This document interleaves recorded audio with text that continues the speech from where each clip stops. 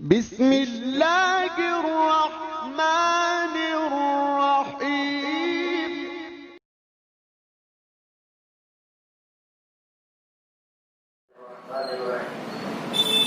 الحمد للہ وکفى وسلام علی عباده الذین اصطفى اما بعد قال النبی صلی اللہ علیہ وسلم لو وددت انی اقتل فی سبیل اللہ ثم احیا ثم اقتل ثم احیا ثم اقتل ثم احیا ثم اقتل او كما قال علیہ الصلاۃ والسلام۔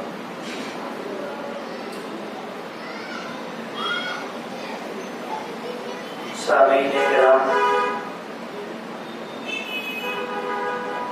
آج 10 محرم الحرام ہے۔ یہی وہ دن ہے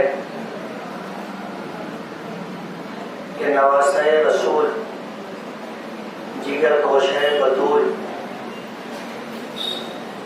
حضرت حسین ابن علی رضی اللہ تعالی عنہ اپنے اہل بیت کے ساتھ اور اپنے جانثاروں کے ساتھ میدان کربلا میں پہنچ کر کے جام شہادت نوش فرمایا تھا۔ کربلا کا یہ میدان جہاں اہل بیت کا خون اور جانثاران حسین رضی اللہ تعالی عنہ کا خون جذب ہے، یہ وہ مقدس سرزمین ہے جسے اللہ نے منتخب کیا تھا۔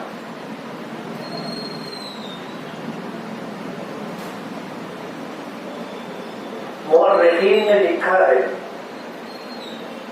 کہ یہ جو قافلہ میدان کربلا پہنچا تھا، اس میں 17 یا 19 اہل بیت تھے اور بقیہ حضرت حسین رضی اللہ تعالی عنہ کے جانثار تھے۔ 72 لوگ جو میدان کربلا میں شہید ہوئے تھے، اس میں سے 17 یا 19 اہل بیت میں سے تھے، بقیہ آپ کے جانثار تھے۔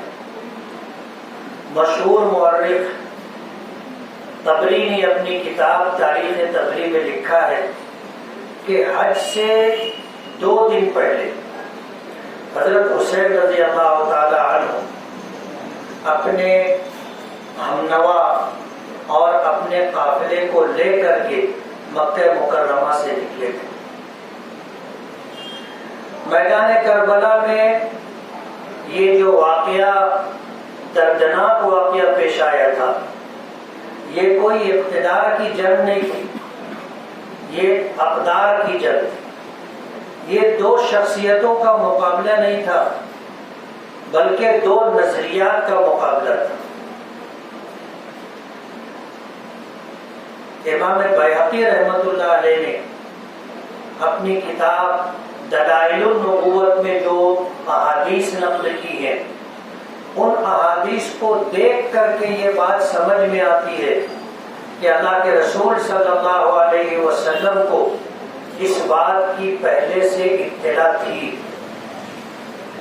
امام بخاری رحمۃ اللہ علیہ نے اپنی کتاب بخاری شریف میں علامات النبوہ کا جو عنوان قائم کیا ہے، اس میں جو حدیثیں امام بخاری رحمۃ اللہ علیہ نے ذکر کی ہیں، اس میں اس طرح کی احادیث ملتی ہے جو نبی کریم صلی اللہ علیہ وسلم کی نبوت اور رسالت پر دلالت کرتی۔ آپ نے اس میں ایک حدیث ذکر کی ہے امام بخاری رحمۃ اللہ علیہ نے کہ اللہ کے نبی صلی اللہ علیہ وسلم نے حضرت عمار ابن یاسر رضی اللہ تعالی عنہ کو دیکھ کر کے فرمایا تھا، وَيْحَ عَمَّارَ تَقْتُلُهُ الْفِئَةُ الْبَاغِيَةُ۔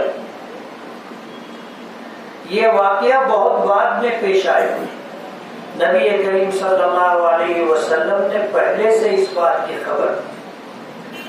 حضرت حسن رضی اللہ تعالی عنہ ہو یا حضرت حسین رضی اللہ تعالی عنہ ہو، نبی کریم صلی اللہ علیہ وسلم کو جتنا محبوب تھے اندازہ نہیں کیا جا سکتا۔ عبداللہ ابن مسعود رضی اللہ تعالی عنہ فرماتے ہیں کہ نبی کریم صلی اللہ علیہ وسلم نماز پڑھا رہے تھے، سجدے کی حالت میں تھے، سجدہ لمبا ہو گیا،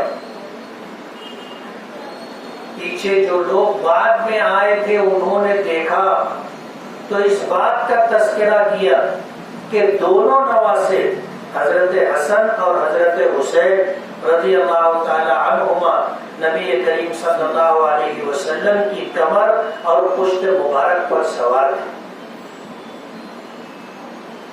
جمعہ کا خطبہ آپ دے رہے تھے، حضرت حسن اور حضرت حسین کو آتا ہوا دیکھا، عمر بہت مختصر چھوٹی تھی، 5-7 سال کی عمر تھی، اور آنے والے یہ دونوں نواسے رسول ڈگمگانے لگے تو حضور نے اپنا خطبہ روک کر کے منبر سے اتر کر کے انہیں گود پہ اٹھایا۔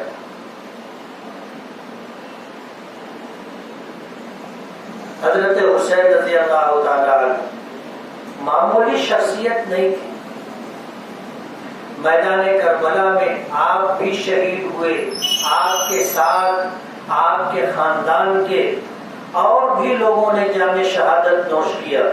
اگر تاریخ اٹھا کر کے دیکھا جائے تو یہ بات کہنے میں میں حق بجانب ہوں کہ مظلوم ترین شخصیت اگر کوئی ہے تو وہ حضرت علی رضی اللہ تعالیٰ عنہ کی۔ حضرت علی کے ایک بیٹے حضرت حسین ہی نہیں، مزید 6 بیٹے میدان کربلا میں شہید ہوئے تھے۔ حسین ابن علی تو حسین ابن علی ہے، عباس ابن علی، ابو بکر ابن علی، عثمان ابن علی، محمد ابن علی، جعفر ابن علی، اور میرے خیال سے قاسم ابن علی، آخری نام پہ مجھے تھوڑا سا تردد ہے۔ یہ 7 بیٹے حضرت علی رضی اللہ تعالی عنہ کے میدان کربلا میں شہید ہوئے۔ مظلوم ترین شخصیت حضرت علی رضی اللہ تعالی عنہ خود بھی شہید ہوئے اور آپ کے خاندان کے حضرت حسین رضی اللہ تعالی عنہ حضرت فاطمہ رضی اللہ تعالی عنہ کی بیٹے تھے۔ بقیہ 6 جو بیٹے تھے وہ حضرت علی کے بیٹے دوسری بیویوں سے تھے، جو حضرت حسین رضی اللہ تعالی عنہ کے ساتھ میدان کربلا میں آ کر کے شہید ہوئے تھے۔ میں نے جو بات کہی تھی کہ یہ کوئی اقتدار کی جنگ نہیں تھی، یہ اقدار کی جنگ تھی، اور یہ 2 شخصیتوں کا مقابلہ نہیں تھا، 2 نظریات کا مقابلہ تھا۔ حضرت حسین رضی اللہ تعالی عنہ گئے نہیں تھے، انہیں بلایا گیا تھا، بلایا گیا تھا۔ کوفہ کے لوگوں نے ہزاروں خطوط لکھے تھے اور آپ کو دعوت دی تھی کہ آپ آؤ، ہم آپ کے ہاتھ پر بیعت کر کے آپ کو امیر المومنین اور خلیفہ بنائیں۔ حج سے 2 دن پہلے مکہ مکرمہ سے یہ قافلہ نکلا، ایک بڑی تعداد تھی، آگے بڑھتے رہے، حالات کے بدلنے کی خبر آتی رہی کہ کوفہ کے وہ لوگ جنہوں نے خطوط لکھ لکھ کر کے آپ کو بلایا تھا، وہ لوگ آپ کا ساتھ چھوڑ کر کے منحرف ہوتے جا رہے، آپ کے ساتھ جانے والے لوگ بھی آپ کا ساتھ چھوڑ کر کے واپس ہوتے رہے، اور یہ قافلہ مختصر ہوتے ہوتے ہوتے ہوتے 72 پاکیزہ نفوس پر مشتمل کربلا کے میدان میں پہنچا۔ انتہائی دردناک واقعہ، مجھے نہیں لگتا کہ میں کربلا کا یہ پورا واقعہ آپ کو سنا سکوں۔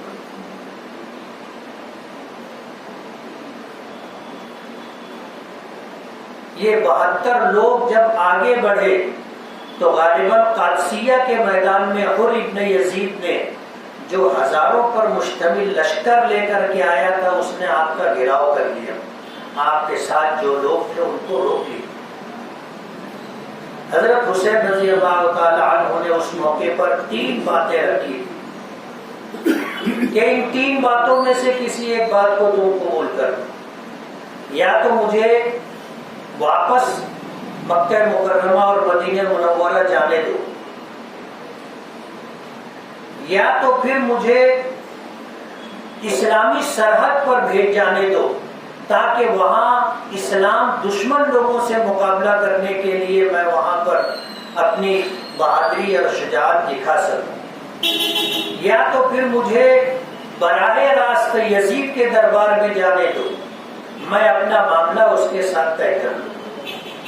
لیکن حر بن یزید کے ساتھ جو لشکر تھا اس نے تینوں باتوں میں سے کسی بات کو بھی قبول کرنے کے لیے آمادگی ظاہر نہیں۔ قادسیہ کے میدان میں ظہر کی نماز کا وقت ہو گیا، حضرت حسین رضی اللہ تعالی عنہ نے اپنے ساتھیوں سے کہا کہ اذان دو، ہم نماز پڑھیں۔ اذان دی گئی۔ نماز باجماعت قائم کرنے سے پہلے حضرت حسین رضی اللہ تعالی عنہ نے حر ابن یزید اور اس کے ساتھ جو لشکر تھا ان سے یہ بات کہی کہ اگر تم میرے ساتھ جماعت میں شریک ہونا چاہو تو میں تمہیں منع نہیں کروں، اور اگر تم اپنی جماعت یا کسی اور کے پیچھے نماز ادا کرنا چاہو تو میں تم سے تقاضا نہیں کروں۔ حر ابن یزید اور لشکر کے لوگوں نے کہا کہ ہم نماز تو آپ کے پیچھے ادا کریں، ہم نماز تو آپ کے پیچھے ادا کریں گے، لیکن ہم یزید کے ملازم، اس کے تنخواہ دار، بات ہم وہی منوائیں گے جو ہم سے کہی گئی، اور وہ یہ ہے کہ آپ کو یہاں سے کوفہ چلنا پڑے گا اور عبید اللہ ابن زیاد کے ہاتھ پر تمہیں یزید کے لیے بیعت کرنی ہے۔ حضرت حسین رضی اللہ تعالی عنہ نے اس موقع پر کہا تھا، فرمایا تھا کہ تمہیں پتہ نہیں ہے کہ حسین اپنی جان تو دے دے گا لیکن کوفہ جا کر کے ابن زیاد کے ہاتھ میں ہاتھ نہیں دے گا۔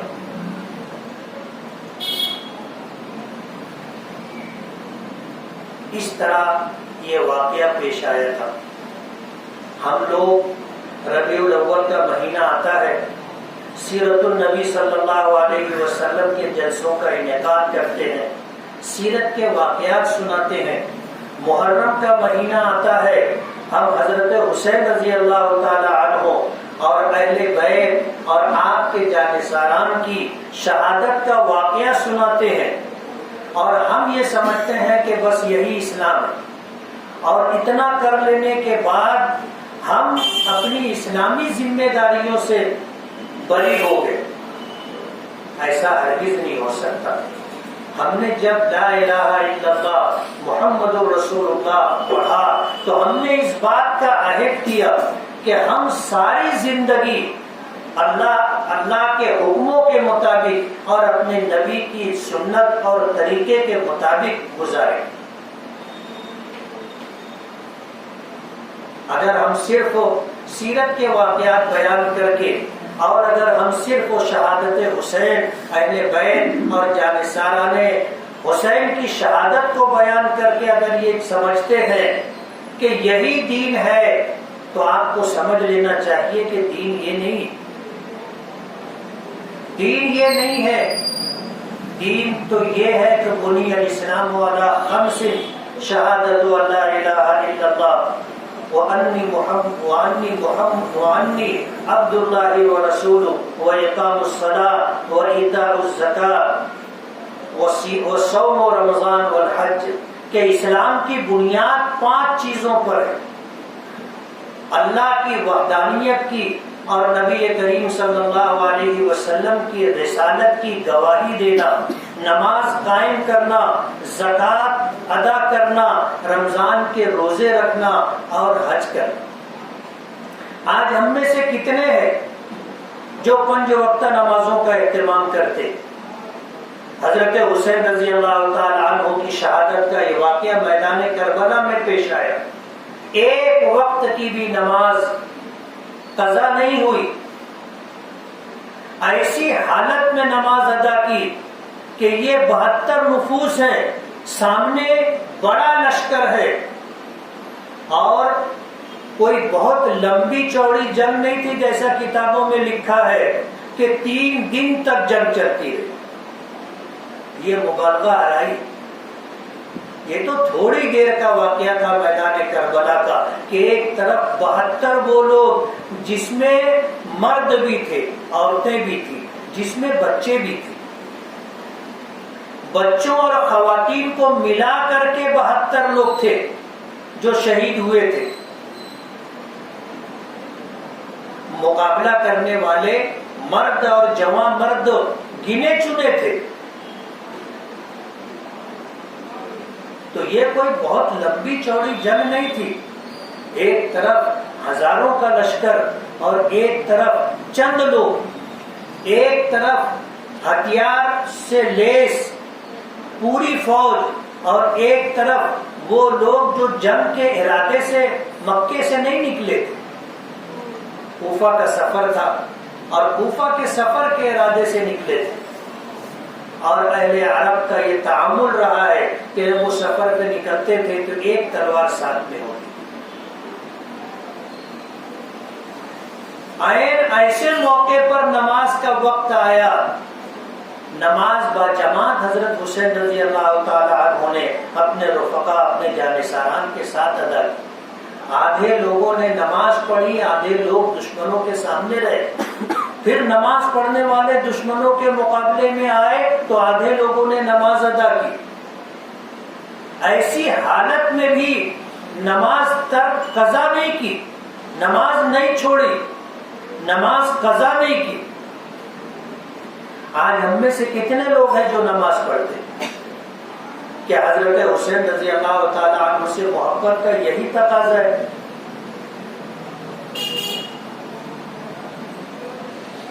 اس حالت میں نماز ادا کرنا، زمین بھی رشک کرتی ہوگی کہ کربلا کی اس سرزمین پر حضرت حسین اور ان کے ساتھیوں نے جو سجدہ کیا، ایسا سجدہ قیامت تک نہیں ہو سکتا۔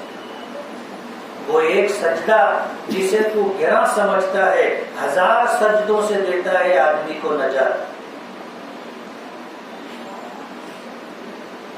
حضرت حسین رضی اللہ تعالیٰ عنہ کی گود میں ان کے بیٹے عبداللہ بیٹھے تھے۔ ایک ظالم نے نشانہ لے کر کے تیر چلایا، اللہ کی منشا تھی، مرضی تھی، تیر آ کر سیدھا گلے پر لگا۔ یہ بھی تو ہو سکتا تھا کہ تیر ادھر سے نکل جاتا، تیر ادھر سے نکل جاتا، لیکن سیدھا آ کر کے گلے پر، نرخرے پر آ کر کے تیر لگا، اور اسی وقت عبداللہ نے گردن ڈالی، خون نکلا۔ حضرت حسین کے متعلق آتا ہے کہ انہوں نے اس طرح ہاتھ میں خون لے کر کے آسمان کی طرف ایسے اٹھایا اور یہ کہا تھا کہ اے اللہ، تیری منشا یہ ہے کہ تو نے اپنی مدد روک لی ہے، اور تو یہ چاہتا ہے کہ آج اس میدان میں ہم شہید ہو جائیں، اگر تو ہم سے ناراض نہیں ہے تو ہم اس پر راضی ہیں۔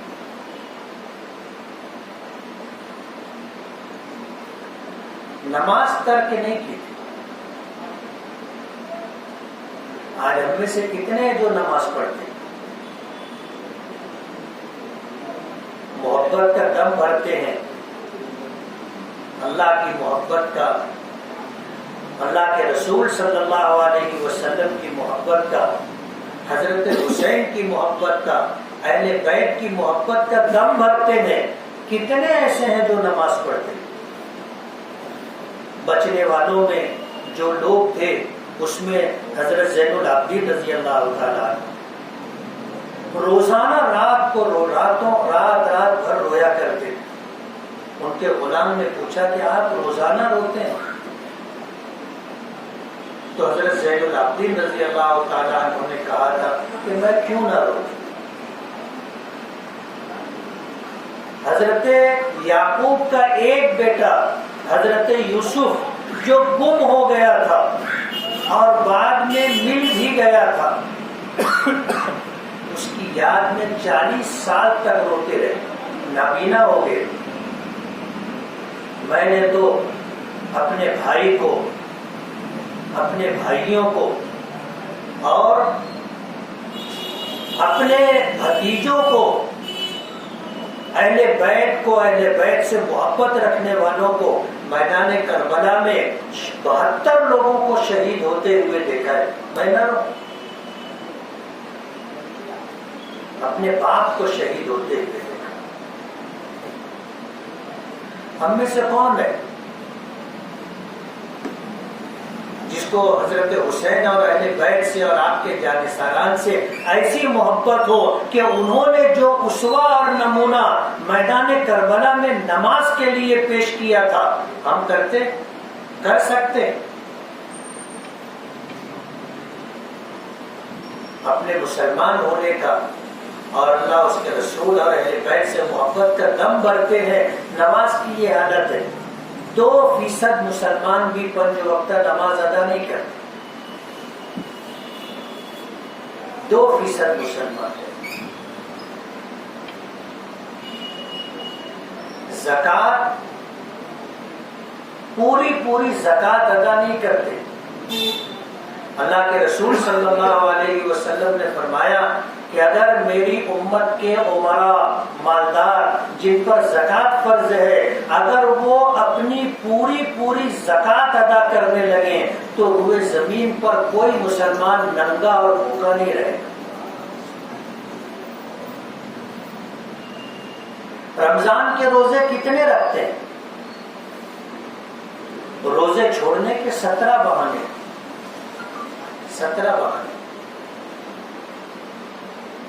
حج فرض ہو جاتا ہے، کون حج ادا کرنے کے لیے جلدی کرتا ہے؟ جبکہ یہ اسلام کی بنیاد ہے. توحید، رسالت کا اقرار، نماز کا قائم کرنا، زکات پوری ادا کرنا، رمضان المبارک کے روزے رکھنا اور حج کرنا. نماز ہر مسئلے کا حل ہے. حدیث پاک میں آتا ہے، حدیث قدسی ہے، اللہ پاک فرماتے ہیں کہ میرے بندے تم میرے لیے صبح کے وقت میں 2 رکعت نماز ادا کر لیا کر، میں تیرے دن بھر کے کاموں میں تیری کفایت کروں. ہم تو 2 رکعت فرض پڑھنے کے لیے نہیں اٹھتے. اقبال نے کہا کہ کس قدر تم پہ گرا صبح کی بیداری ہے، ہم سے کب پیار ہے، ہاں نیند تمہیں پیاری. فرض ادا نہیں کرتے، کہاں اللہ کے لیے 2 رکعت نفل ادا کریں. صبح بیدار ہونے کے بعد اپنے گھر سے نکلنے سے پہلے وضو کر کے 2 رکعت نفل نماز صرف اللہ کی رضا کے لیے پڑھنا چاہیے کہ اللہ یہ نماز صرف تیرے لیے، تیری رضا کے لیے. اللہ کا وعدہ ہے دن بھر کے کام میں بنا کر کے دوں گا. اللہ کا وعدہ ہے.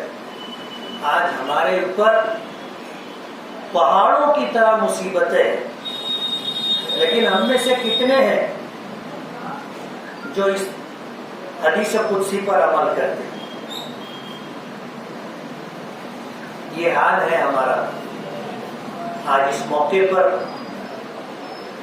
ہم یہ پیغام دینا چاہیں گے جمعیت علماء کی طرف سے، اپنے ساتھیوں کی طرف سے، کہ ہم مسلمان، اللہ کا بہت بڑا کرم اور احسان ہے، اللہ ہمیں کامل مسلمان بنا دے. اللہ ہمیں کامل مسلمان بنا دے. یہ زندگی بہت مختصر ہے، بہت مختصر. اللہ تعالیٰ اس پوری کائنات کا خالق بھی ہے، مالک بھی ہے. علماء نے لکھا ہے کہ خالق اس دنیا میں پیش آنے والے بڑے سے بڑے واقعے سے بھی متاثر نہیں ہوتا. میدان کربلا کا جو واقعہ پیش آیا تھا اس کو روکنا اللہ کے لیے بہت معمولی بات تھی، بہت معمولی بات تھی. لیکن اللہ کی منشا یہ تھی کہ حضرت حسین رضی اللہ تعالی عنہ جب مکے سے نکلے ایک پیغام لے کر کے نکلے تھے، اور وہ پیغام قیامت تک آنے والے انسانوں کو دینا تھا.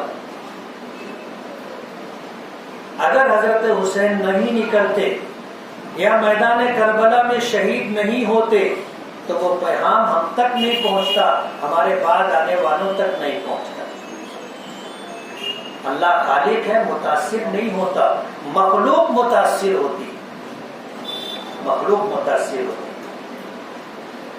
علماء نے لکھا ہے کہ اللہ عالم ہے، علیم ہے، اللہ کو سب خبر ہے، سب پتہ ہے، ہر بات کا علم ہے کہ قیامت تک کیا، قیامت کے بعد تک کیا ہوگا، اللہ کو خبر ہے۔ اللہ کو پتا تھا کہ حضرت حسین اور اہل بیت کی شہادت کا یہ واقعہ مقدر ہے میری طرف سے، میدان کربلا میں پیش آ کر کے رہے گا، لیکن حضرت حسین جو پیغام دینا چاہتے تھے وہ پیغام ہم تک آیا کہ سخت سے سخت حالات ہوں تو بھی نماز نہیں چھوڑی جائے، نماز وقت پر ادا کی جائے، برے سے برے حالات ہوں دین اور شریعت پر عمل کیا جائے گا، اور جس بات کو ہم حق سمجھتے ہیں اس بات کے حق کے لیے ہم آخری حد تک بھی جانے کے لیے تیار ہے، اگر اپنی جان بھی قربان کرنی پڑے گی تو قربان کریں گے۔ آج اسلام ہم سے اسی بات کا تقاضا کر رہا ہے، اسی بات کا تقاضا کر رہا ہے کہ ہم اسلام کا پیغام آگے تک پہنچائیں۔ آج ہندوستان میں اگر آپ دیکھیں گے تو سرکاری اعداد و شمار کے اعتبار سے ہر پانچواں یا ہر چھٹا شخص مسلمان، اور اگر صحیح اعداد و شمار دیکھیں تو ہر چوتھا شخص مسلمان۔ ہم میں سے ہر شخص اگر اسلام کا پیغام 3 لوگوں تک پہنچانا طے کر لے کہ میں اسلام کا پیغام اپنی ذات میں اسلام کو سمو لینے کے بعد 3 لوگوں تک پہنچاؤں گا جو مسلمان نہیں ہے، تو پوری دنیا میں اسلام کا پیغام پہنچ جائے گا۔ لیکن ہم نہیں کرتے، ہم نہیں کرتے۔ محرم الحرام ہر سال آتا ہے اور اس کی ابتدا یکم محرم الحرام حضرت عمر ابن خطاب رضی اللہ تعالی عنہ کی شہادت سے شروع، اور اسلامی تاریخ اٹھا کر کے دیکھو گے تو ہر ورق پر تمہیں شہیدوں کا خون نظر آئے گا، ہر ورق پر شہیدوں کا خون نظر آئے گا۔ میں کوئی بہت تفصیلی بات نہیں کرنا چاہتا، بہت لمبا موضوع ہے اور بہت دردناک موضوع ہے، لیکن میں یہ پیغام دینا چاہوں گا کہ یہ شہادت گہرے الفت میں قدم رکھنا ہے۔ لوگ آسان سمجھتے ہیں مسلمان ہونا، ہمیں مسلمان اگر رہنا ہے اور اسلام کے ساتھ ہمیں دنیا سے جانا ہے تو اللہ اس کے رسول کے حکموں کی تعمیل کرنی ہوگی۔ نام کے مسلمان ہونے سے آدمی مسلمان نہیں ہوتا۔ ہم نے تو اس بات کا اہتمام کیا، کوشش کی کہ جو بھی آفیسران مالیگاؤں آتے ہیں، یہاں آ کر کے ڈیوٹی دیتے ہیں، ہم ان سے تعلقات بنا کر کے ماحول تیار کر کے اسلام کی دعوت تنہائی میں دیتے ہیں کہ یہ میری محبت آپ سے تعلق کی بنیاد ہے کہ میں جس بات کو سچ سمجھتا ہوں، مانتا ہوں، وہ پیغام آپ کو دینا چاہتا ہوں، آپ مسلمان ہو جاؤ۔ نام بدلنے کی ضرورت نہیں ہے، نام بدلنے کی ضرورت نہیں ہے۔ ہم لوگوں میں بھی دگڑو اور ساڈو نام رہتا ہے۔ آپ نماز نہیں پڑھو گے تو بھی مسلمان رہو گے، ہے نا؟ ہم لوگ مسلمان، نماز نہیں پڑھتے مسلمان ہیں، روزہ نہیں رکھتے مسلمان ہیں، زکوٰۃ نہیں دیتے مسلمان ہیں، حج نہیں کرتے مسلمان ہیں۔ آپ توحید کا اقرار کر لو، رسالت کا اقرار کر لو، ایمان جس چیز کو کہتے ہیں اس چیز کو مان لو، ایک وقت آئے گا انشاءاللہ جنت میں جاؤ گے۔ ہم تو اپنا پیغام پہنچا دیتے، آدمی قبول کرے نہ کرے، اور خوشی کی بات یہ ہے کہ ان میں سے کتنے ایسے ہیں کہ جب ان سے بعد میں ملاقات ہوئی تو اس بات کا اظہار کیا کہ جب سے آپ سے بات ہوئی ہے نہ کبھی مندر گیا ہوں اور نہ کبھی بدھ کی پوجا کی. اس بات کا اقرار کر. حضرت حسین رضی اللہ تعالیٰ عنہ کی شہادت کوئی معمولی واقعہ نہیں ہے، ایک بہت بڑا پیغام ہے، اور اس پیغام کو سمجھ کر کے عمل کرنا ہی صحیح معنوں میں دی. آپ اللہ کو راضی کر کے دنیا سے جاؤ گے، آخرت میں کامیابی اور سرخروئی حاصل ہوگی. زندگی تو جانی جانی، ایک وقت آئے گا کہ ہمیں بھی موت سے دوچار ہونا ہے. کوئی بھی ہمیشہ رہنے کے لیے نہیں آیا. اگر حضرت حسین رضی اللہ تعالیٰ عنہ نے غالباً 56 سال 5 مہینے 5 دن کی عمر تھی، میدان کربلا میں شہید ہو گئے.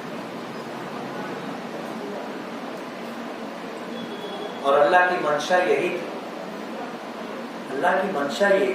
اللہ پاک چاہتے تو روک سکتے تھے. یہ ہمارا ایمان،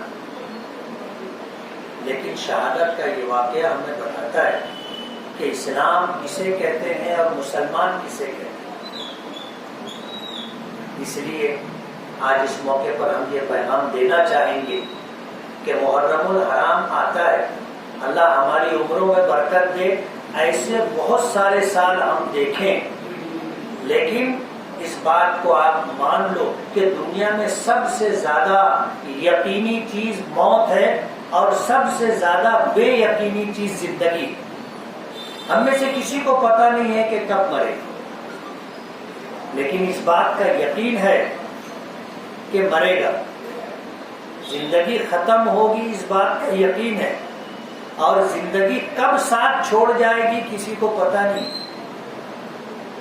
اس لیے اگر حضرت حسین نے اپنے اہل بیت کے ساتھ، اپنے جانثاروں کے ساتھ جام شہادت نوش کیا تھا اور دنیا چھوڑ دی تھی، تو ہمیں بھی آخرت کی تیاری کرنا چاہیے، جو جگہ ہمیشہ ہمیشہ رہنے کی.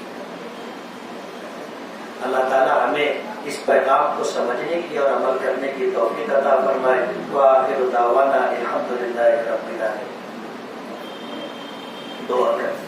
بسم اللہ الرحمن الرحیم. الحمدللہ رب العالمین. اللہم صلی علی سیدنا محمد عدد ما فی علم اللہ صلاة دائمة بدوام ملک اللہ. اے اللہ ہمارے گناہوں کو معاف فرما، ہماری خطاؤں سے درگزر فرما، ہمارے عیبوں کی پردہ پوشی فرما. پروردگار عالم، جس مقصد کو دے کر کے زندگی دی تھی اور اس دنیا میں بھیجا تھا، اے اللہ اس مقصد کو پورا کرنے کی توفیق عطا فرما.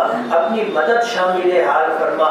اے اللہ اپنی محبت عطا فرما، اپنے محبوب کی محبت عطا فرما، اہل بیت کی محبت عطا فرما، تیرے دین کے خدمتگاروں کی محبت عطا فرما، اپنے مقرب بندوں کی محبت عطا فرما، نیک اعمال کی محبت عطا فرما، نیک لوگوں کے ساتھ ہمارا اٹھنا مقدر فرما. پروردگار عالم، جب تک زندگی دی ہے ایمان و اسلام کے ساتھ جینے کی توفیق عطا فرما. جانے کا وقت ہو تو ایمان کے ساتھ خاتمہ عطا فرما. پروردگار عالم، ہم تمام کی مغفرت فرما، ہم تمام کی مغفرت فرما. اے اللہ ہم تمام کی مغفرت فرما. پوری امت مسلمہ پر رحم فرما. بدلے ہوئے حالات کے اندر دستگیری فرما. جان کی، مال کی، دین و ایمان کی، عزت و آبرو کی حفاظت فرما. پروردگار عالم، دینی جذبہ عطا فرما. ہماری زندگیوں میں دین کو پیدا فرما. ہم چاہیں نہ چاہیں ہماری پیشانیوں کو پکڑ کر صراط مستقیم پر گامزن فرما. پروردگار عالم، ہر خیر سے ہمیں حصہ عطا فرما، ہر شر سے ہماری حفاظت فرما. اپنی اور اپنے محبوب نبی کی محبت پر، اپنے دین کی محبت پر اور دین پر عمل کرتے ہوئے ہمیں موت نصیب فرما. پروردگار عالم، بہترین زندگی عطا فرما، بہترین موت عطا فرما. پوری امت کی طرف سے اپنے محبوب جناب رسول اللہ صلی اللہ علیہ وسلم کو بہترین جزائے خیر عطا فرما. جزا اللہ عنا محمدا صلی اللہ علیہ وسلم ما هو اہل صلی اللہ تعالی علی خیر خلقہ محمد و آلہ و اصحابہ اجمعین برحمتک یا ارحم الراحمین.